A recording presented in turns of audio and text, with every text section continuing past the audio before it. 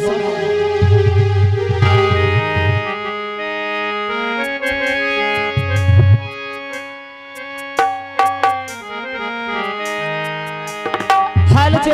हाल अपने साहब से आगे करते हैं। कृपया कॉर्नर से आवाज थोड़ा सा और बढ़ा दें। मंत्री रे मंत्री छोटी बार कहाँ है? बाहर में जल्दी लेके आओ।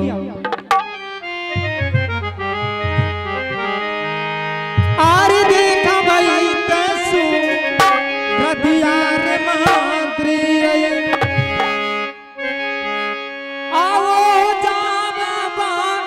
हिरिया के देखा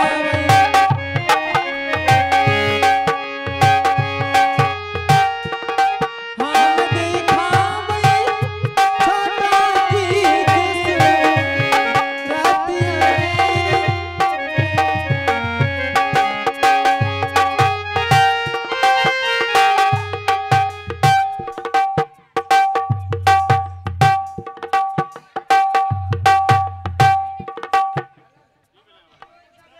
हेलो कभी ऑर्गेज की आवाज कभी नाल की आवाज कोई सभी लगे हुए नहीं कर दिमाग खराब। हेलो की हो भैया नैया ना काम चलता है हो कभी छोड़े छा कभी पकड़े छा सुभाष की मजाक करे छा।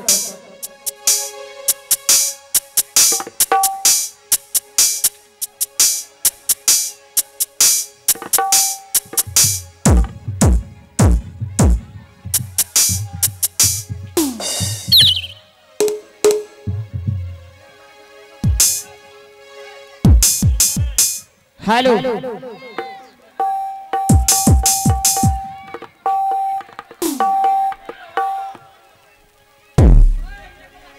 हेलो हो गया ऑपरेटर जी।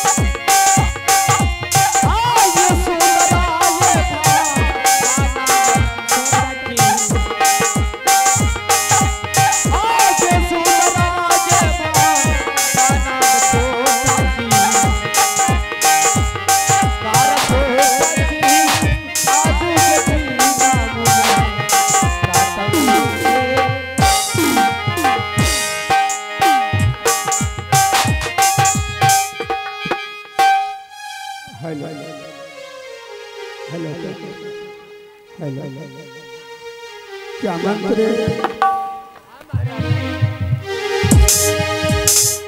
आपको बड़ी महारानी बोला और दरबार में जाइए और बड़ी महारानी से मिलिए। ठीक है मंत्री, मैं बड़ी दीदी के पास नहीं जा रहा हूँ। बड़ी दीदी है बाजी।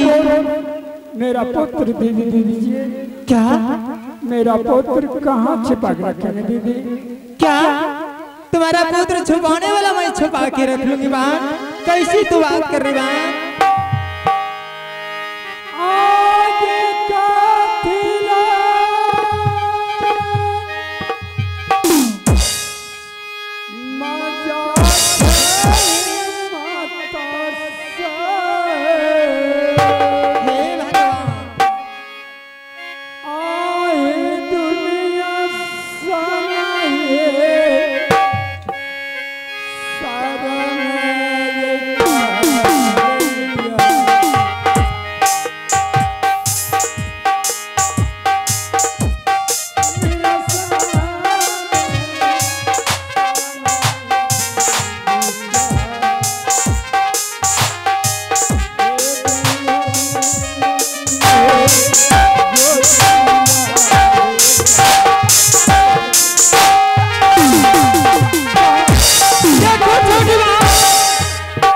छोटी बहन, तू सीमा के पार जा रहे बहन।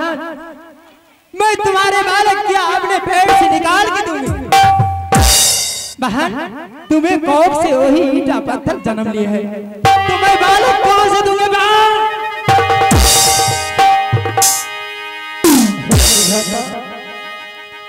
क्या सब मुझे सुनने के लिए मुझे क्या हे भगवान, मैं कैसी समझाऊं? देखो बहन, तुम्हारे कोख से ईटा पत्थर जन्म लिए, तू तो भटक खोदेगी। मैं कहां से बालक दूंगी? क्या अपने पेट से निकाल के तुम्हारे गोद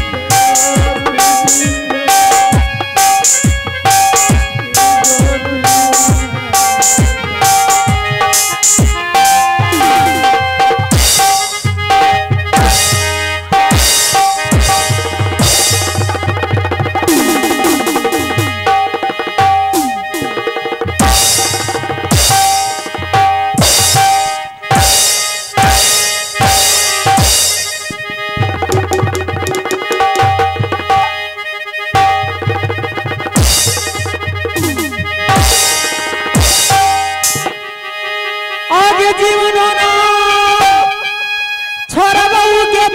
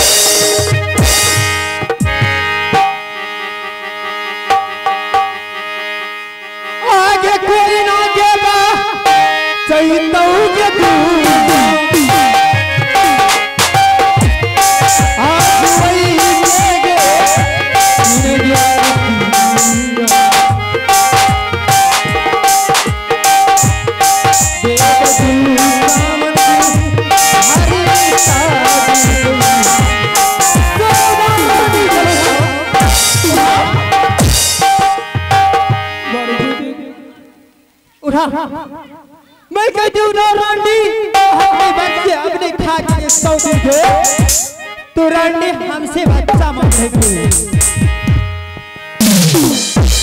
रानी तो इस संसार के लायक दैन कहीं का चलो रा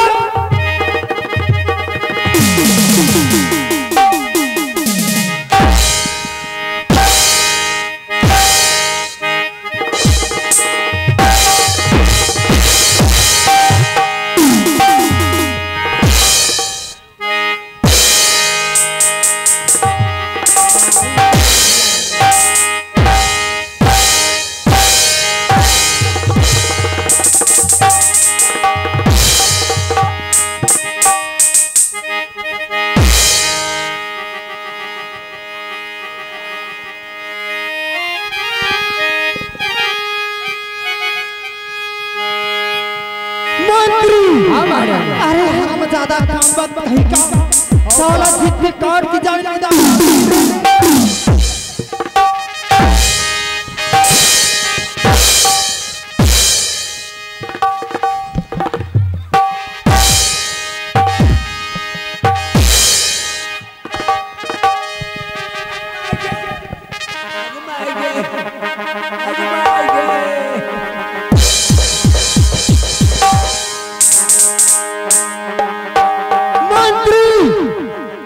इस वक्त महाराज को खबर कर दो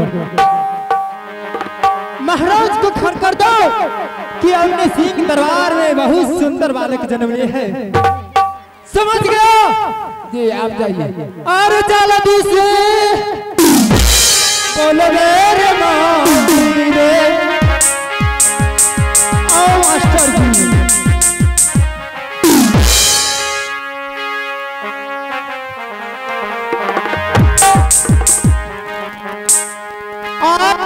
जी से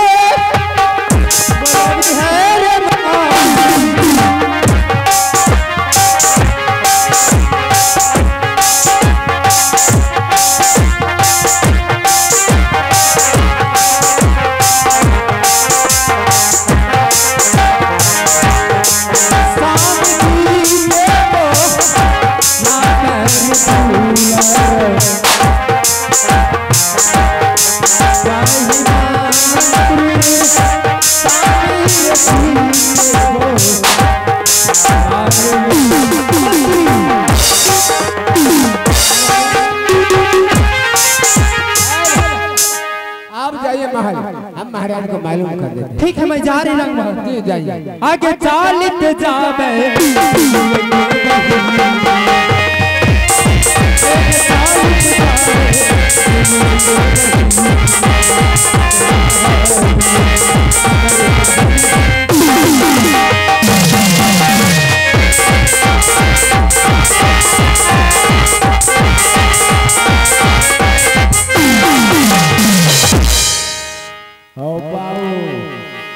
पड़े शर्म से अगर एक में एक रत्ती सतबो तो सबका धोला क्या अगर एक रत्ती गलती बह जाए तो भैया छांट कूट दे। अब मैं महाराज को बुलाता हूँ और महाराज के साथ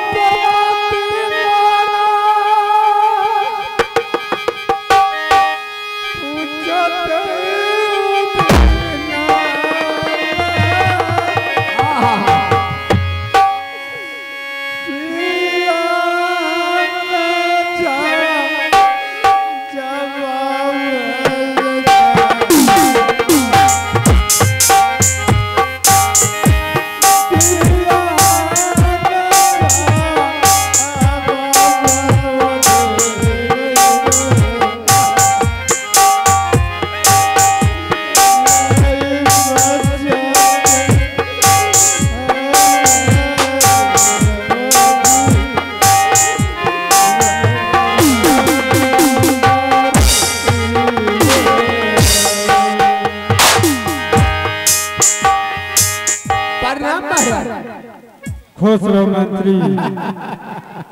क्या बात है मंत्री, आज बहुत खुश देख रहे हैं। खुशी होइए और धन दौलत सोना चांदी जितना लुटाना है लुटाइए। इसलिए महाराज छोटी महारानी को